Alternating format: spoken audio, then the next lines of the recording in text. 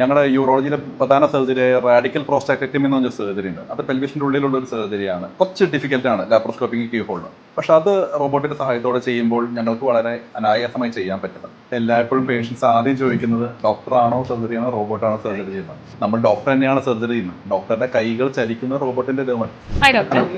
ഈ open സർജറിക്കും laparoscopic ആയിട്ടുള്ള surgery മെത്തേഡ്സിനും പറ്റാത്ത അല്ലെങ്കിൽ അതിന് എത്തിപ്പെടാൻ പറ്റാത്ത ശരീരത്തെ ഭാഗങ്ങളിലേക്കൊക്കെ ഈ റോബോട്ടിക് സർജറി അല്ലെങ്കിൽ ആ മെത്തേഡ് ഉപയോഗിച്ച് നമുക്ക് എത്തിപ്പെടാൻ പറ്റുമെന്ന് പറയുന്നത്. അപ്പോൾ അത് ഡോക്ടേഴ്സിന് തന്നെ ഒരു എക്സ്ട്രീറ്റ് ഉണ്ടല്ലോ, എത്ര നിർണായകമാണ്?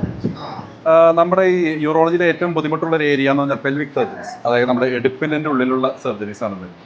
അവിടെ നമ്മുടെ കൈക്ക് ചെന്ന് ഓപ്പറേറ്റ് ചെയ്യാൻ കുറച്ച് ബുദ്ധിമുട്ടാണ്. ലാപ്രോസ്കോപ്പി ഇൻസ്ട്രുമെന്റ്സിന് വളരെ ബുദ്ധിമുട്ടാണ്. പക്ഷേ ഈ റോബോട്ടിക് ഇൻസ്ട്രുമെന്റ്സിന് അവിടെ അനായാസം പോയി സർജറി ചെയ്യാം. നമ്മുടെ ഒരു റൊട്ടേഷൻ ഓഫ് മൂവ്മെന്റ്സിന്റെ ഇതെന്ന് പറയുന്നത് ഏകദേശം ഒരു 240-270 ഡിഗ്രി വരെ പറ്റുള്ളൂ. പക്ഷേ റോബോട്ടിന് അത് 540 ഡിഗ്രിയാണ്. ഇന്നലെ ഇതൊരു പുതിയൊരു ടെക്നോളജി ആയതുകൊണ്ട് അത് പഠിച്ചെടുക്കുക എന്നുള്ളൊരു ഡിഫിക്കൽറ്റി തന്നെയുണ്ട്. പക്ഷെ ഒരു ലാപ്രോസ്കോപ്പിക് സർജറി പഠിക്കുന്നതിനേക്കാൾ എളുപ്പമാണ് റോബോട്ടിക് സർജറി പഠിച്ചെടുക്കാൻ വേണ്ടി. കാരണം നമ്മുടെ കൈയുടെ മൂവ്മെന്റ്സ് ഒക്കെ റോബോട്ടിൽ കുറച്ചുകൂടി ഈസിയാണ് ചെയ്യാൻ വേണ്ടി. അതുപോലെ തന്നെ ഇതിൻ്റെ ട്രെയിനിങ്ങിനാണ് ഞങ്ങൾ എല്ലാവരും ഇതിൻ്റെ ട്രെയിനിങ് എടുത്തിട്ടാണ് വർക്ക് ചെയ്യുന്നത്. ഇതിൻ്റെ സെൻട്രൽ ഇൻസ്റ്റിറ്റ്യൂട്ടും ഇന്റർനാഷണൽ ഇൻസ്റ്റിറ്റ്യൂട്ട്സിലൊക്കെ പോയി വർക്ക് ചെയ്തിട്ടാണ് നമ്മൾ ഇതിനൊക്കെ ട്രെയിനിങ് എടുക്കുന്നത്.